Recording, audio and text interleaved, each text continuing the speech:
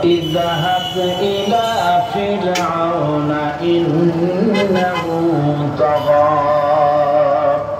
গোটা কওম নাফরমান, আল্লাহর আইন কেউ মানছে না। গোটা কওমের কাছে না পাঠাইয়া আল্লাহ পাক সর্বপ্রথম মুসা আলাইহিস সালামকে দাওয়াত নিয়ে কার কাছে পাঠালেন? ফেরাউনের কাছে। কারণ ফেরাউন হচ্ছে রাষ্ট্রশাসক। ফেরাউন কি রাষ্ট্রশাসক? নিচের পানি পাহাড়ের উপরে যায় না, উপরের পানি না নিচের থেকে উপরে যায়, উপরের পানি নিচে আসে।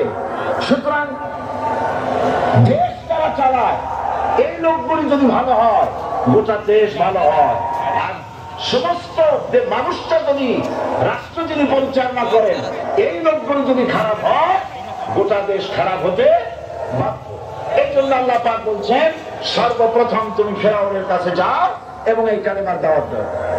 হযরত মুসা আলাইহিস সালাম ফেরাউনের কাছে গেলেন আর দাওয়াত দিলেন। ফেরাউন বলে নাও লা ইলাহা ইল্লাল্লাহ।